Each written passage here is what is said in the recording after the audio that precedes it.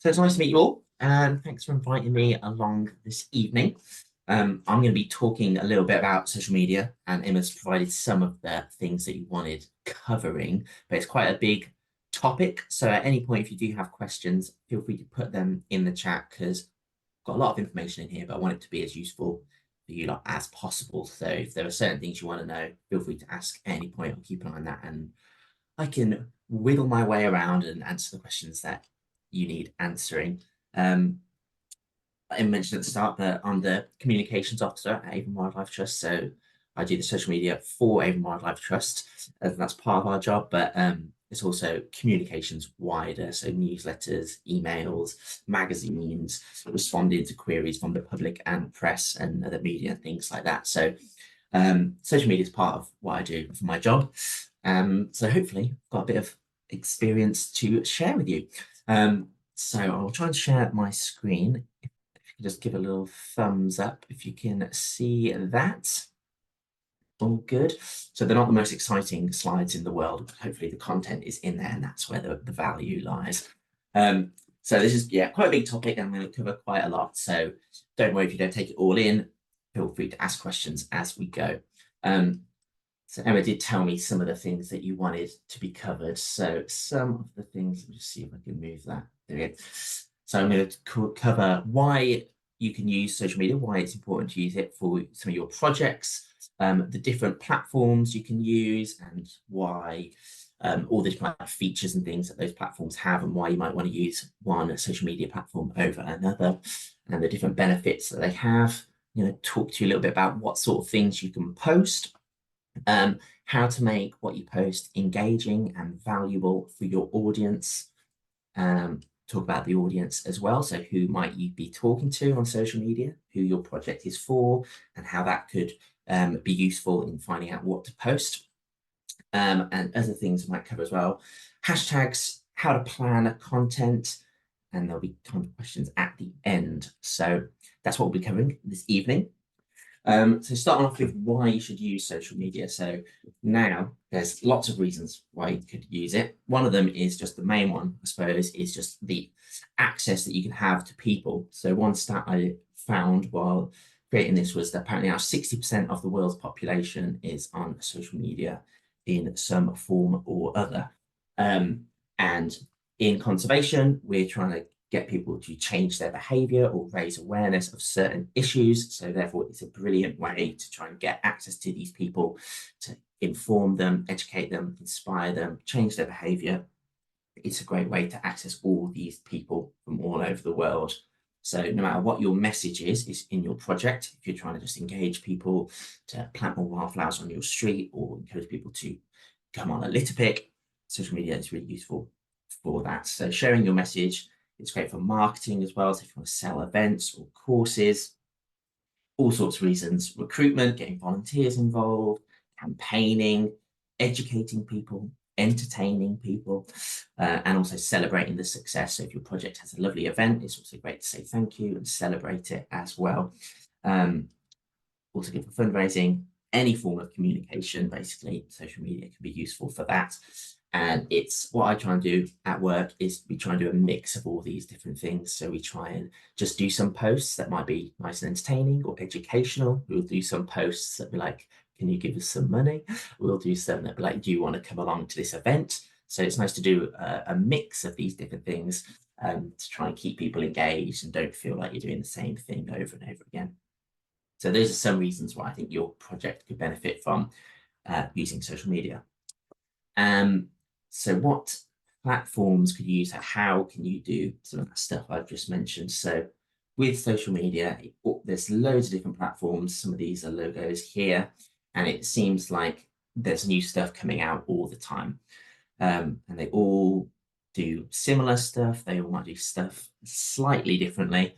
Like I said, new ones coming out all the time. So my point is with this is that don't feel overwhelmed with all this information. Don't feel like you have to be on Snapchat and YouTube and TikTok and posting on Instagram and Facebook and going live and all these different things. Don't feel like you have to be on all of them. My advice would be choose maybe one that you feel comfortable using. Once you've got to grips with that, maybe you could start on another one. I guess the benefit of being on different platforms and different apps is that you're just increasing the likelihood that you'll reach more people. So you're getting your message out to more people every time you use a different platform. But don't be daunted by all the different choices.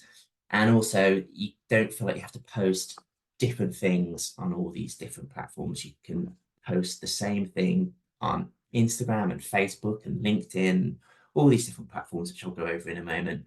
And they'll be reaching different audiences on the different platforms. And even if people see the same post on different platforms, people aren't going to be annoyed by that. So quite often when I do a post for work, I schedule it and it goes out on 4 or 5 different platforms, and normally it's pretty much the same information, but it will be seen by different people on the different platforms. So just bear that in mind as I go through all these. Don't feel like you need to be using all of them.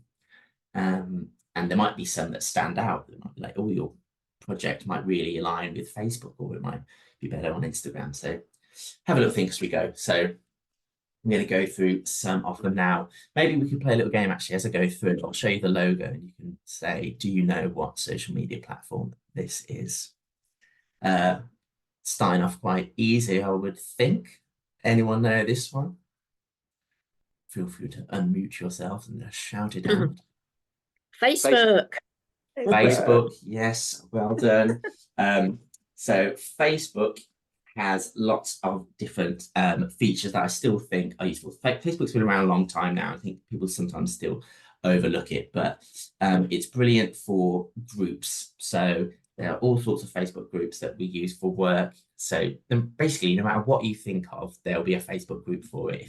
There'll be one for bugs, butterflies, birds, really local areas. So your village will probably have a Facebook group, and that's great for getting your message out to proper, like narrow down the audience that you want to reach. So it can be really useful for getting access to people in certain areas, certain postcodes, people who are really interested in certain things. Facebook groups can be great for that.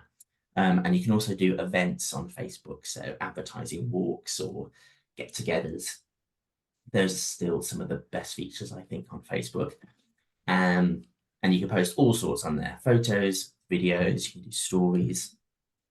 And it is still the biggest social media platform with 3 billion monthly active users. So it's been around a long time and it's still very popular despite all the other platforms coming out. Anyone know this one? Instagram. Instagram, isn't it? Instagram is, yes, well done, Instagram. So Instagram is now owned by the same company that run Facebook, Meta. But it started off as photos, so mainly sharing photos on Instagram. But you can do other sorts of posts as well, carousels, which are where you post lots of photos in the same post and people can swipe through them. So it's good for like posting batches of photos. So if you did a day event, you could post up to 10 photos from that event that people can swipe through. Reels, which are like short form videos, which we'll talk a bit more about later on. Another good feature I like about Instagram is that you can do location posts. So if you're always doing events at a certain nature reserve or a certain town or village, you can tag the village in your post and people can then click on the village and see what's been going on in that area. So I think that's useful. And again, it's useful for helping engage with local communities, things like that. Lots of businesses and charities and creators and influencers are on Instagram. So it's also a good way to reach out to brands if you want to try and get like funding or sponsorship or work with other organizations. Lots of them are on Instagram. And it's very popular. So 2 billion monthly users, still growing. And it's very popular with the younger generation as well. So Gen Z and millennials are on Instagram. And although I mentioned at the start, it started off as a photo app. So the logo itself, that's meant to be a camera. They're posting a lot of videos now. So I think I'll talk about this later on, so I won't go into it now, but videos are very popular if you're trying to get people engaged. I've got two logos for you here. Anyone know these? The top one, Twitter, X.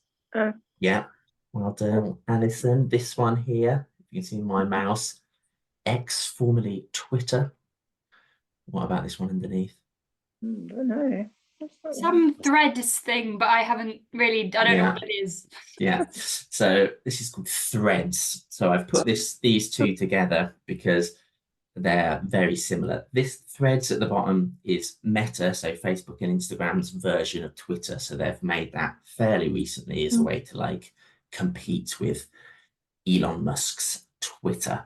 And these are both platforms that are basically text-based, so you can write out your thoughts or what you're up to or news. You can just pure text. You don't have to put photos or anything like that. You can just post your texts in there, but they also allow photos and videos as well. So it's a place where people will have conversations and debates. And I find with work, it tends to be where a lot of the confrontation happens. People are quite happy to get into it, shall I say, on Twitter and Threads. Is there a word difference? Okay. Is there a word count? Is there a word count difference on them? That's a good question. So I think Twitter has about 240 characters, I think. Not too sure about Threads off the top of my head. And I think with Twitter X now, you can be a paid member. You can pay for like a monthly subscription, and then you can get rid of that character limit. So you can post as long as you want, but you're paying for it. So we don't do that.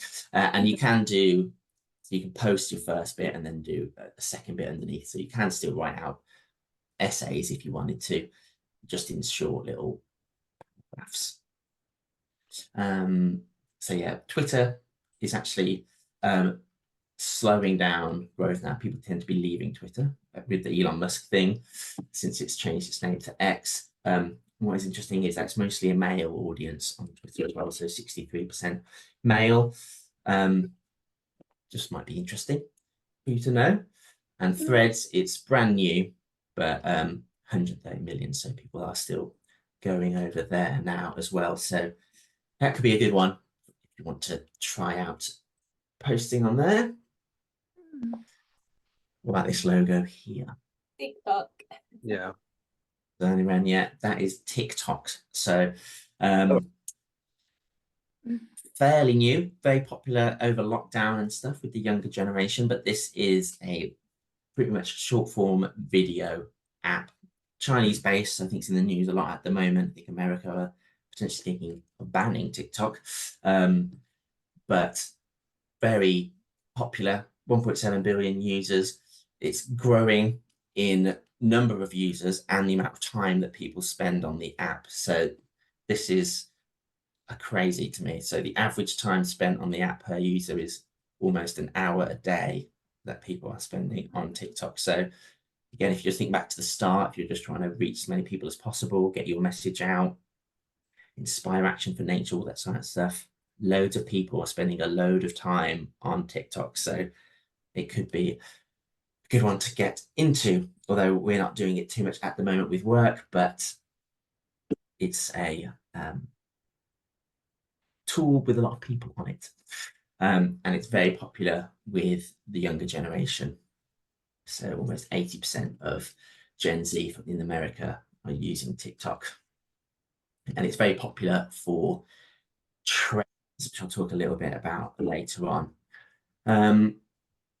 And sounds. So music will get popular on TikTok, or certain little sounds, like silly noises or little phrases that might have been on a TV show or something, and people will use that audio, that music, or that sound and like turn it into something that is related to whatever they're talking about.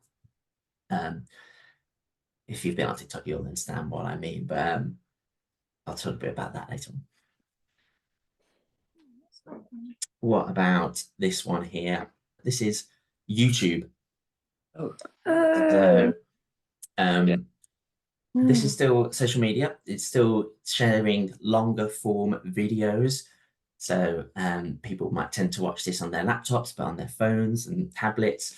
And now they have short form videos as well with YouTube Shorts. But what is interesting about YouTube, it's very popular, 2.5 billion users, and it's actually the second biggest search engine after Google. So if you are doing stuff to educate people or something like that, or trying to inform someone about something, people are going to YouTube to find something out. So if you want to teach someone how to build a bee hotel or something, people are searching on YouTube how to build a bee hotel, or how to plant wildflowers. So it could be a great way to teach people and inspire people to do stuff through YouTube. So it's a very popular platform full of educational and entertaining videos. Only got a couple more. I think these are pretty niche. Anyone know this one? Snapchat. Snapchat. Well done, Luke. Have you heard of this one, Alison or Emma? You heard of Snapchat? I've heard of Snapchat, but I didn't know that was the. Yeah, little ghost for some reason. I don't know Yeah, what the relevance of that is. But Snapchat is 400 million users, so not as popular as YouTube or TikTok or Instagram. Very popular with the younger generation. And it's basically very short lifespan content. So you will post something on a Snapchat and it will stay on your profile for 24 hours and then it will disappear. So it's meant to show people like, this is what I'm up to today. So again, thinking about of your project, you could be like, heading off to site, gonna do some digging today, up on a little pic, picture of the little pic, whatever, and you don't need to worry about it too much because it disappears after 24 hours. A bit like Instagram stories or Facebook stories. In fact, Instagram stories and Facebook stories, they stole that idea from Snapchat. But it is, I Googled like, why would businesses or projects use Snapchat? And they said it's very good for just raising awareness, especially with the younger generation. And it's meant to show that you're human. You're not just like a project or a logo. You're out there doing stuff. Here's your day sort of thing behind the scenes. But so we don't use Snapchat with work, and I don't have a Snapchat, but it's still quite popular and could be useful for engaging people, especially the younger generation. Last one. Anyone know this one? Yeah, LinkedIn. Someone said it. So this is sort of like a professional social media for like career development and things, and it is very popular. So 1 billion monthly members. So if you want access to companies and organizations, LinkedIn is a great way to do it. If you know there are certain businesses or organizations that you would like to work with, LinkedIn's a great way to like reach out to them or find people in positions of power and send them messages directly. So it can be very useful for things like that, especially for like recruitment or building professional contacts, networking. LinkedIn's good at that. And then again, just another place you could raise your brand awareness. You can post all sorts on there, videos, photos.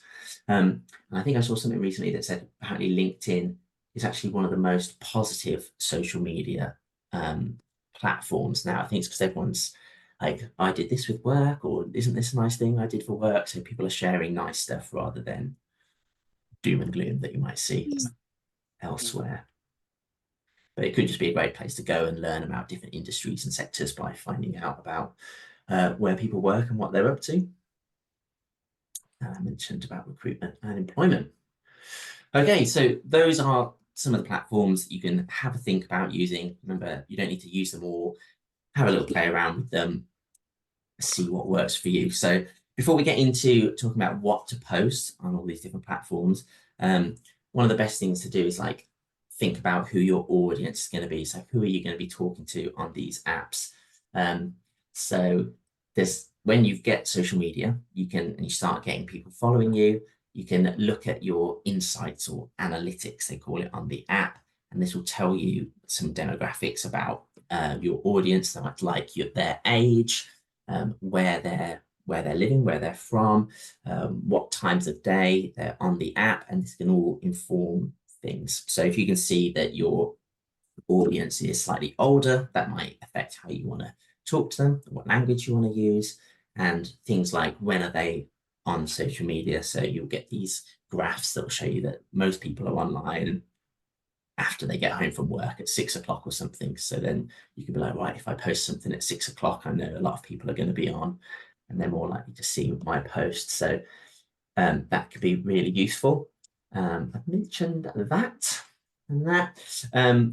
And it's good to just like ask them. So sometimes we'll do things like surveys at work and ask people, what sort of things do you like to see from us as Avon Wildlife Trust on social media?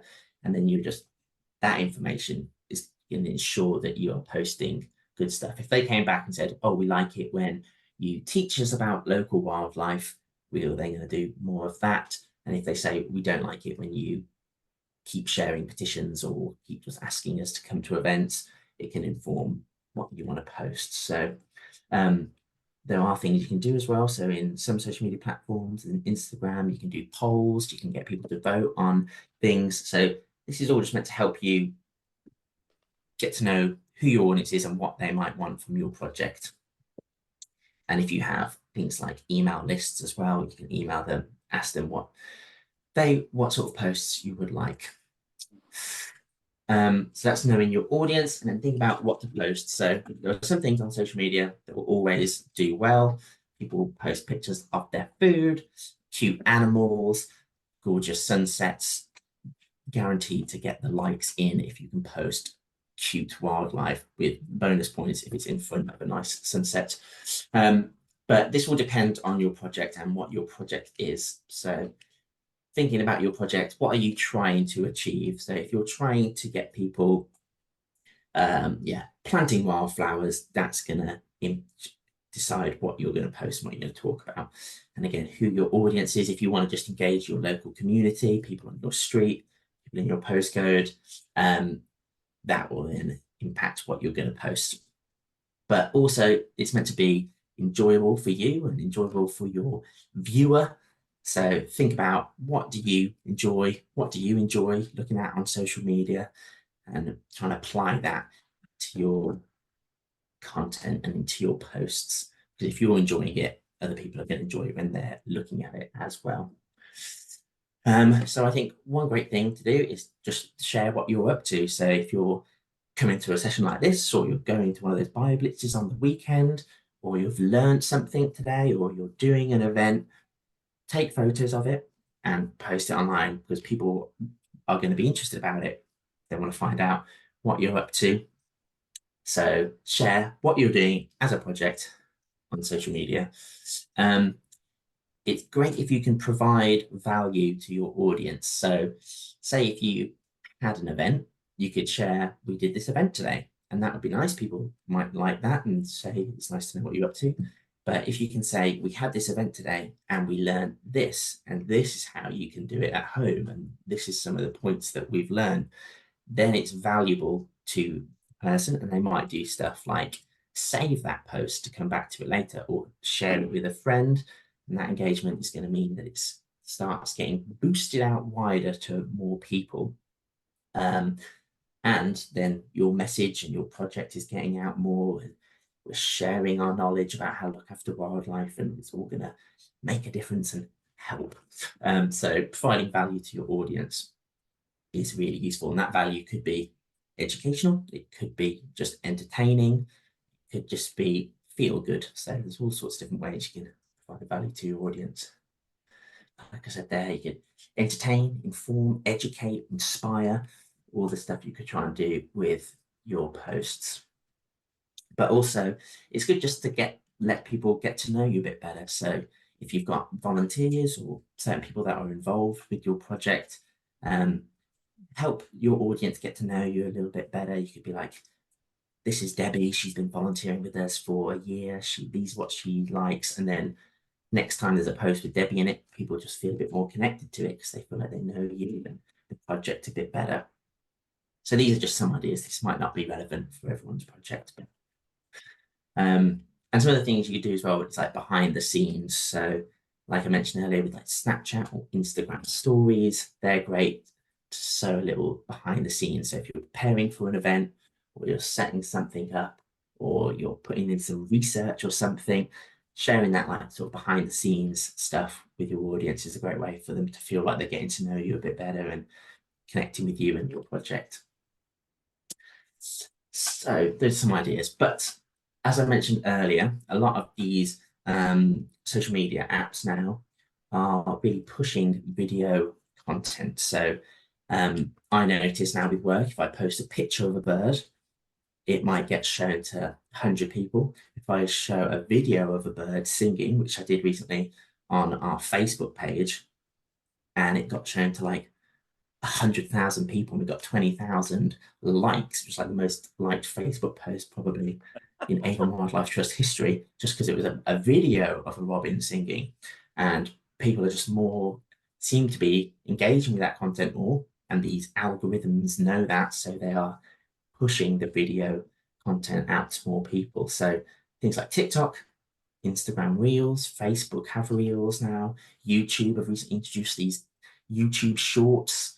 So they know that people are liking videos, and they're all trying to compete with each other, so they're all pushing videos. So taking photos is great, definitely take photos, post that on social media, but if you can get little video clips, that seems to be even better. So mentioned most videos are pushing that now, but this is crazy. So now 82.5% of all internet traffic is people watching videos, and most of that is on smartphones. So it's not going to be people sat down on their laptop watching YouTube videos. A little bit of will be that, but a lot of it is people watching short videos on their phone while they're scrolling through these social media apps. And these videos are getting more reach because people are watching them. Yeah, like I said, 90% of video is watched on phones. And one survey I found said that 91% of people said that they want to see more video content from the people that they are following. So people are watching videos, they want more videos, videos are doing well. So advice would be, if you want to promote your messaging of your project out, get little video clips, and we'll explain a little bit more about what that could involve in a minute. And I feel like I might have potentially covered this already. So these apps, Facebook, Instagram, Snapchat, they have these stories features, which is every 24 hours, they'll disappear, but it's a great way to show what you're up to as a project that day. Behind the scenes, I have covered this, so I apologize. Get to know you better. So this is something I haven't mentioned. On stories, you can share other people's posts. So it's a great way to interact with other projects. You could interact with other organizations. If you see a post that you think is really useful and that your audience would like, if we stick to the wildflower thing, if I'm trying to get people to plant wildflowers on my street, and I see, let's say, Butterfly Conservation have posted an interesting graphic about how wildflowers can help moths, I can share that to my audience, and I think that they'll enjoy that as well. And it's just another way to interact with your audience. And again, you can post videos onto your stories as well.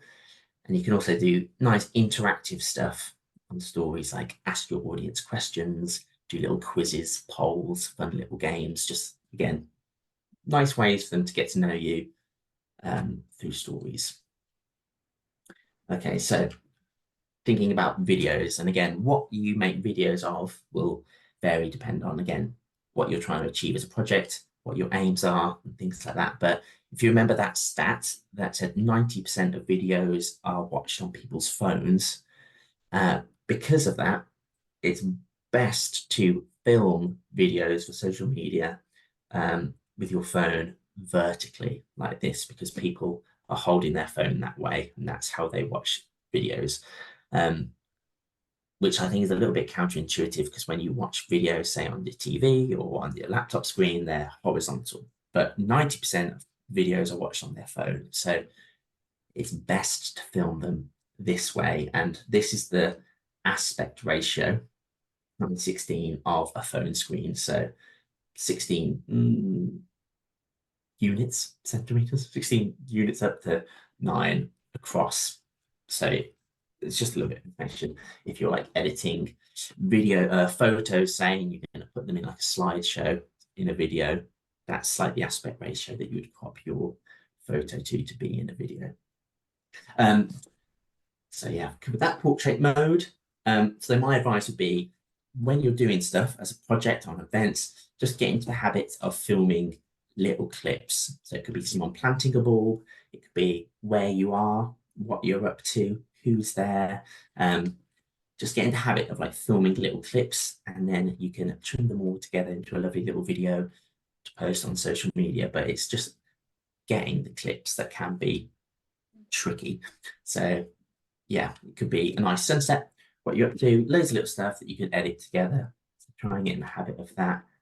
A tip I give people is try and get 10 seconds. So if you're filming a butterfly or something, try and film it for 10 seconds. And then if you're editing a bunch of clips together, you've got a nice chunk of video that you can trim either side. And say if you've only got the butterfly with its wings open for 3 of those seconds, that's fine, you can trim down, but you've got a little bit of buffer either side. So try and get in the habit of filming 10-second little clips. And you can include photos in videos as well. This here is just like the maximum pixel size for a video, for a photo, sorry, in a video. Not too important really. And then you can put these clips together to music, which I'll talk about later on. And that will be a nice engaging bit of content to show what you've been up to. And some apps will let you do a little voiceover as well. So you don't have to be in the video talking. Some people, well, it is pretty, can be quite intimidating, I guess, to film yourself in videos like this. But you could film a load of clips throughout the day, and then you could record a little voiceover and be like, this was my day-to-day as a project. We had a nice event, and you're not actually in it at all, but your voice is. So that's just another option. Or if you're brave, these algorithms do like a face. So if you're talking to the camera, you know, we are social beings. This is social media. If you see someone talking and they're saying, hi, I'm Luke, I'm at the project today and I'm doing this, people are like, oh, look at this, Luke. It's like you're having a connection. So maybe you can build up to that. If you've never done it before, it can be a little intimidating. But my advice with that is, so many people are posting so much to social media. You don't need to worry so much about what you're posting. It's just going to be one of the masses of posts that day. But you need to build up to it, I guess. Have a little practice, have a few takes, see if it's for you. But like I said, you don't have to talk to camera. There's other options of content you could post. So thinking about sound. So say you've got your clips from your event that you ran as a project, you've got all your video clips, you can then put it to music or a sound effect on some of these apps like TikTok and Instagram. So on Instagram, if you use Instagram app and you watch the videos, you can see as you watch some of the videos, they'll have at the bottom of the video the sound they're using, so the music that is in the background, and some of them will have a little arrow next to it just there, and that means that it's trending. So it's a popular sound at the moment. Lots of people are using this sound, Side Beats by Freestyle. I don't know what that is, but lots of people are making Instagram videos at the moment with that sound. So you could click on that, use that sound, put your video clips to it, and post that. And apparently using trending sounds means that the algorithms are going to push that video out to more people.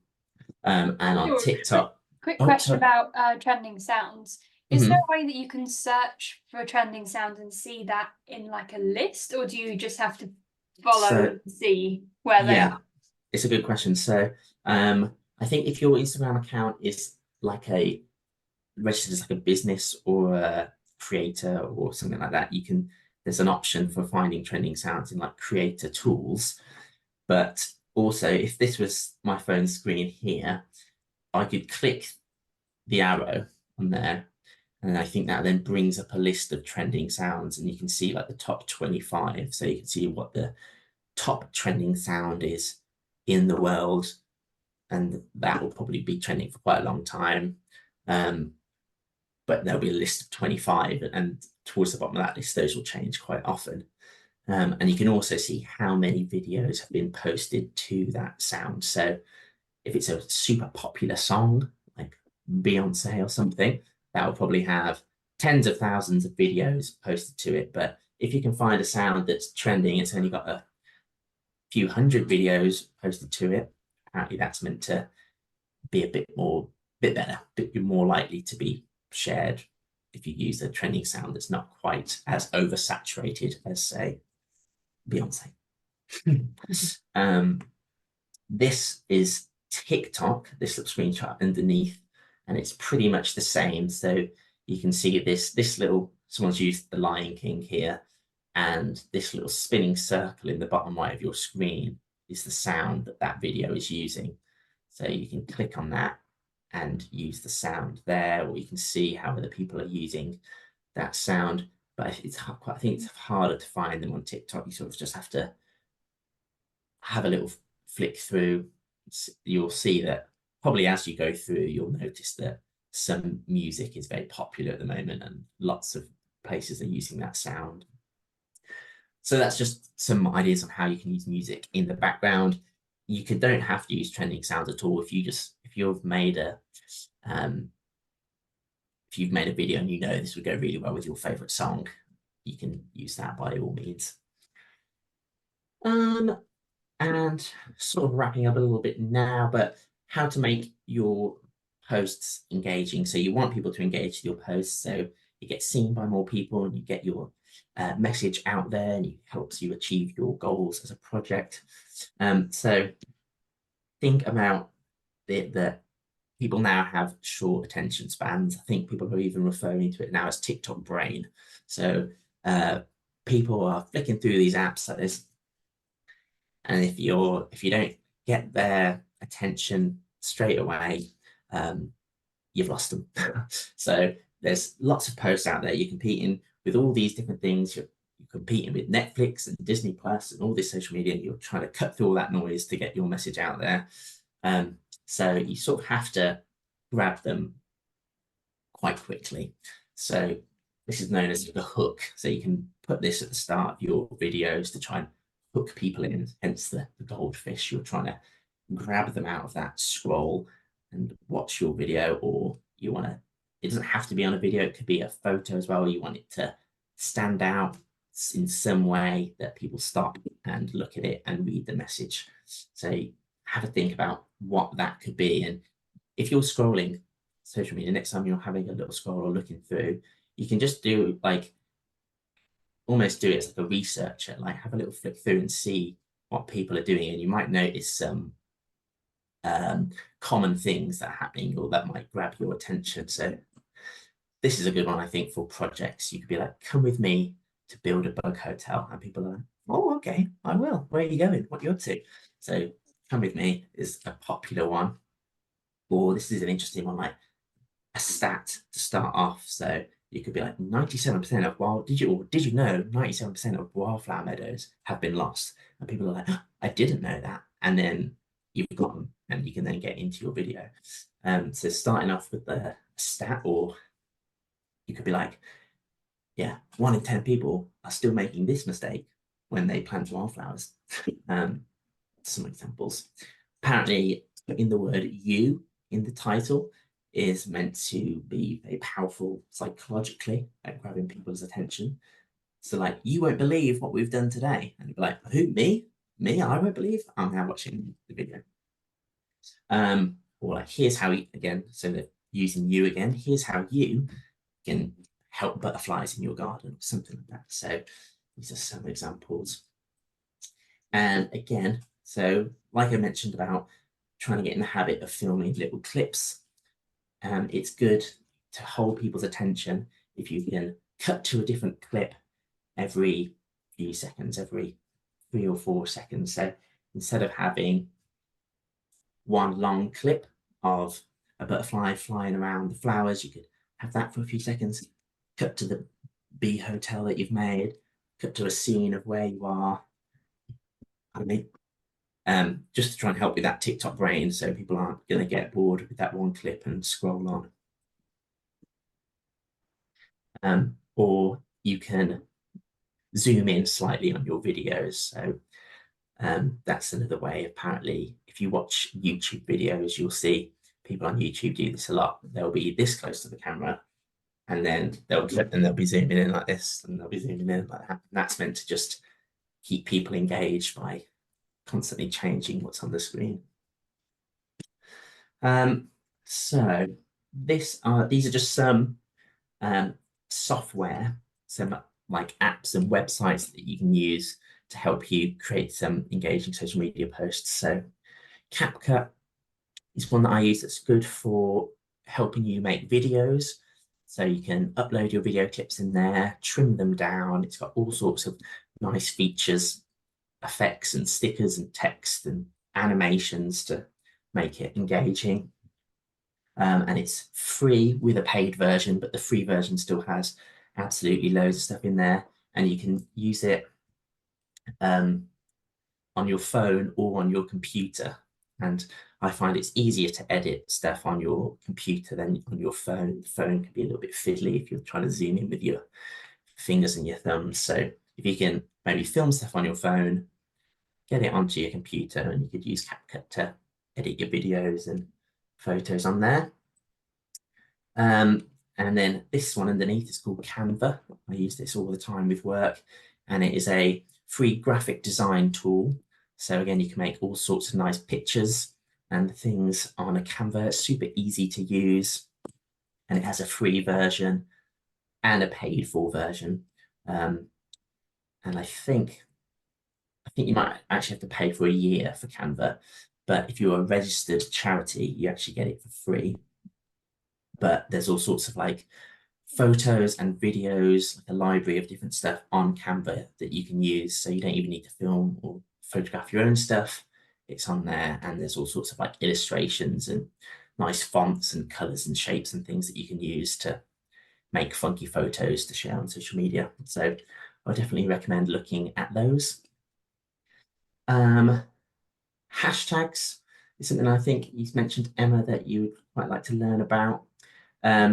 These are basically useful for helping people find your page. So let me just see what I've put on here to help me remind myself. So yeah, it helps the algorithm as well understand what your photo is about. So say if you took a photo of a bee, the algorithm would probably be able to work out it's a bee. But if you then put things like hashtag pollinators or hashtag help pollinators, it's going to help Facebook or Instagram understand what your post is about. So it's like, oh, this post is like an inspirational, educational post about helping out bees.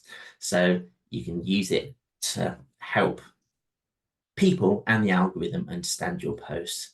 So back in the day, these used to be really important, and people would put 50 hashtags on each post, really trying to put everything possible on. But now apparently they're not as important, so you only have to stick a couple on your posts. But you can use a few, but try and be specific. So I've got an example here. So if you were to post your project and you were to put hashtag nature, you can see that there's 800 million posts that have used hashtag nature. So if you put that on your post, you're just dropping it into a pot with 800 million posts. So it's quite hard to stand out with just hashtag nature. Even nature photography has got 200 million. So try and be specific, and you can see when you type a hashtag how many posts have been used by it. So you could be a bit more specific. So nature connection, it's got 500,000. So you're less likely to be like drowned out in the noise of hashtag nature if you use more specific ones. And I think it's also a good idea to create one for your project, or you could create one for your postcode. So you could do something like hashtag wildlife champions BS16 or something, or Henley's nature lovers or something. And then anytime anyone uses that hashtag on a post, you can click on it and see all the posts that have been used by that hashtag. So that could be a good tip, is to create one. And yeah, explain what the post is about with your hashtag, and also who would like it. So again, if it was a bee example, you could be hashtag bee, hashtag pollinator, hashtag bee lovers, fans of bees or something. Last couple slides. So planning your content out can make your life easier as well. So you can think ahead about what you're going to post. At work, we try and make use of like the national holidays or like national days. Like, for example, coming up is like National Forest Day and National Water Day and all this stuff. So if you're doing a project about forests and you know Forest Day is coming up, you know that lots of stuff is going to be happening around Forest Day. So you can use that to try and like amplify your post, link it into holidays like that. You could just like have a little think about what you're going to post coming up, plan it out manually on your Outlook calendar or just your calendar on your wall. But there are softwares that you can do, so you can write it all out, upload the photos, and you'll post it all for you. Facebook and Instagram have a little planner in the app now on the desktop that you can schedule your posts on there. At work, we use something called Hootsuite, which is a little planner calendar that you can upload all your captions and your photos to, and then it will just post it out automatically for you. But I believe that is a paid software, unfortunately. And then just to finish off, some other tips I've got for just general social media use.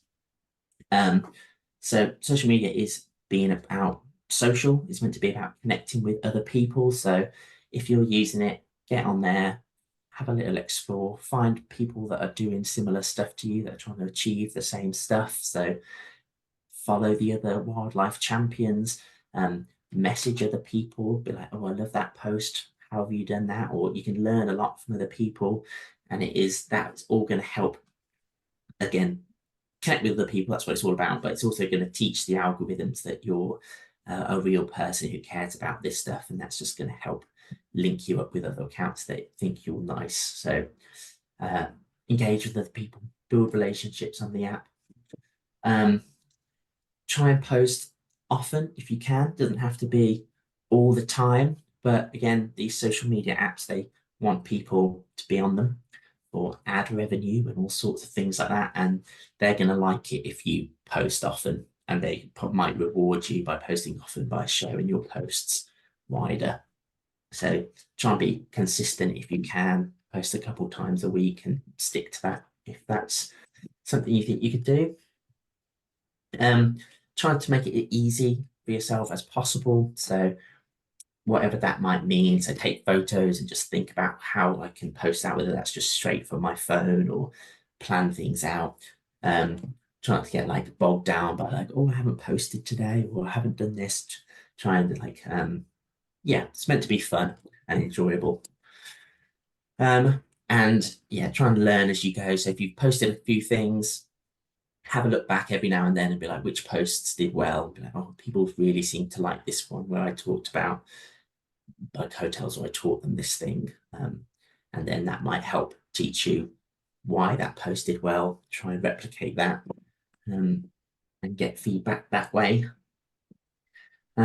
Social media can be great again for working with other people, collaborating. So reach out to other organizations or other people, or yeah, if you know gardeners or photographers or something that are using social media, reach out to them. You might be able to link up to promote your project that way.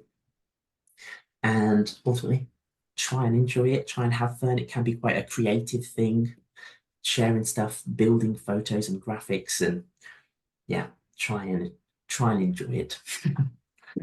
And I think that is all.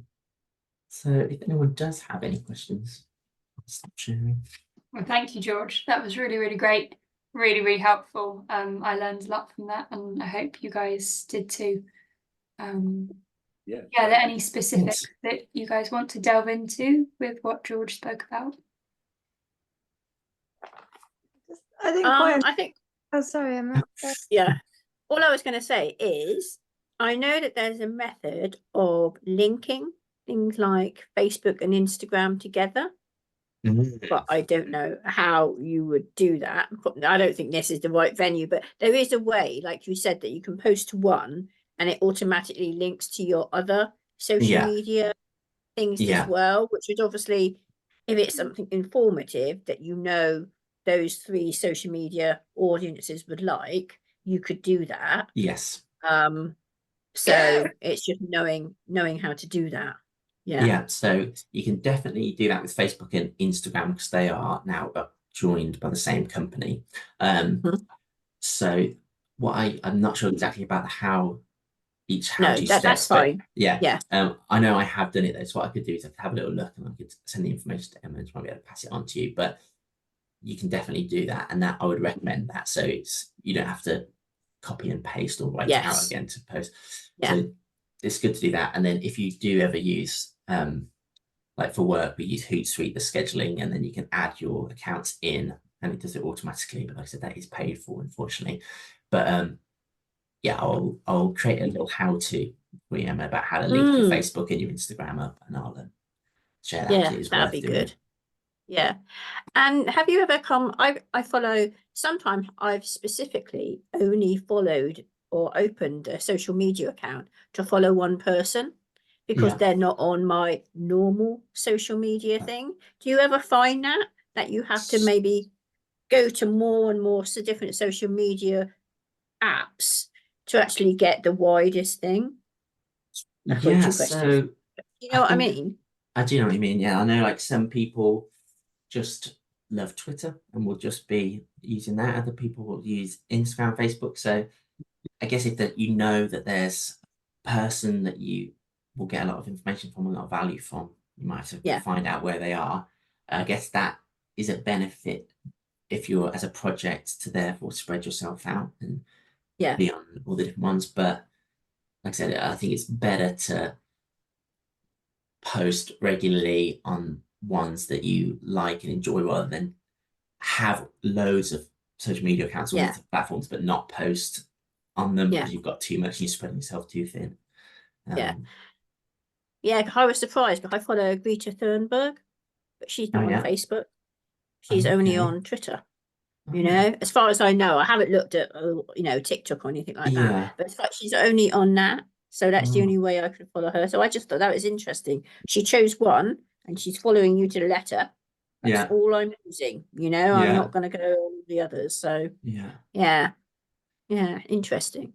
It's interesting. Did you have a question, Alison?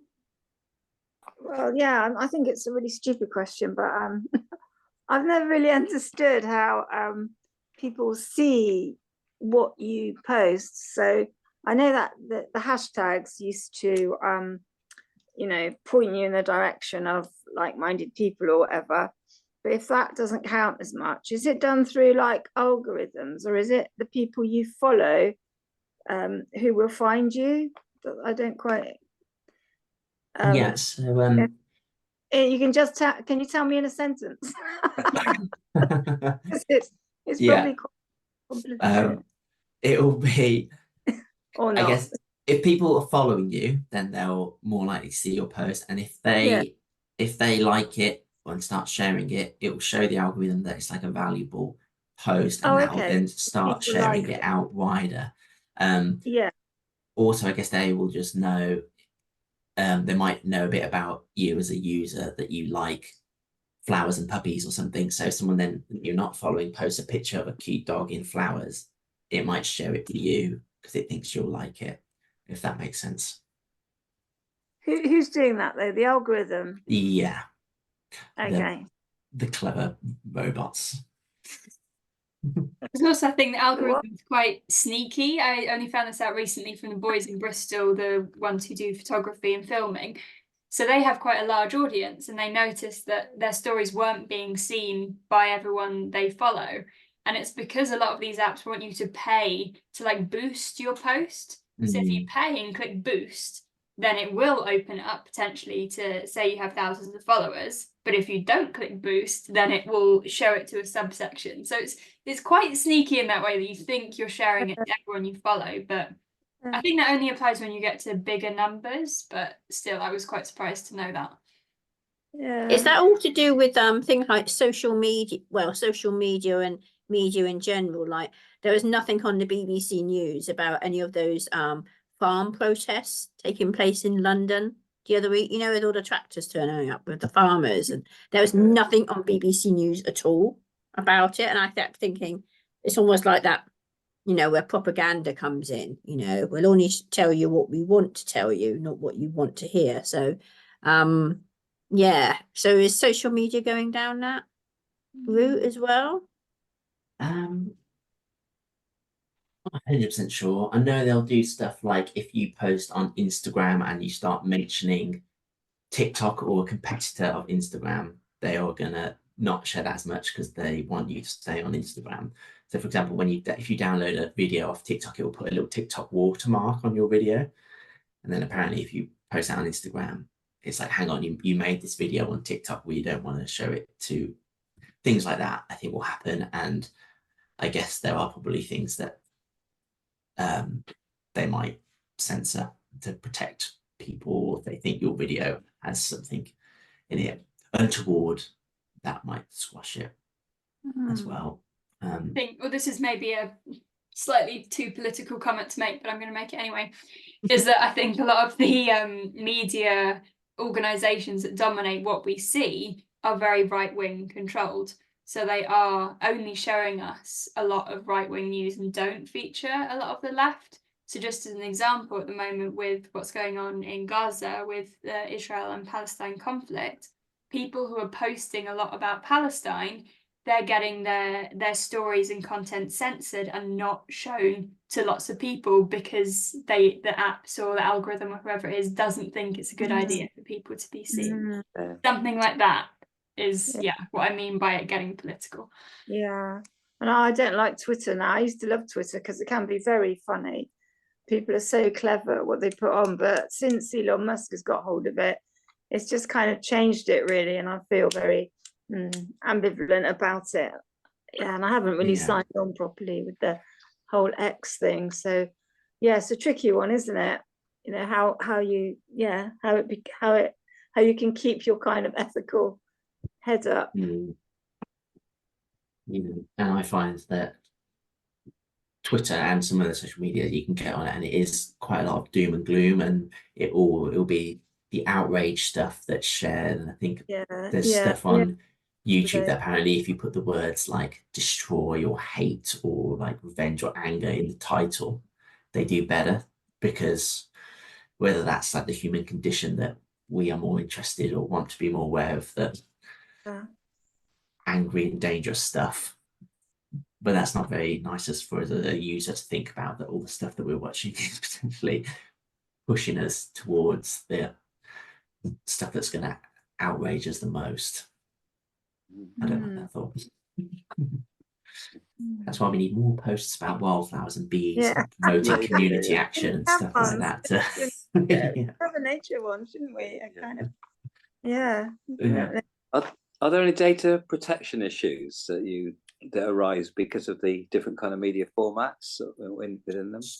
Obviously, with email, you have to be careful, like copying and Yeah, I guess if you think with emails, stuff at work is all about like data protection in terms of like personal information and emails, and you don't want to like copy in other people's emails unless they've like agreed for their information to be shared. The main one we have to think about a lot with work is like photo consent, especially for children being shared on social media. So if you're doing events and you want to take photos of people, it's always best to get people's consent, and that could be like a little form, or just to go around at the start and be like, do you consent? Every organization will have a different system for photo consent, but even if it's just you ask them at the start, and you have to have the parents' permission if they're under 18 and things like that. So it's good to protect yourself that way, to have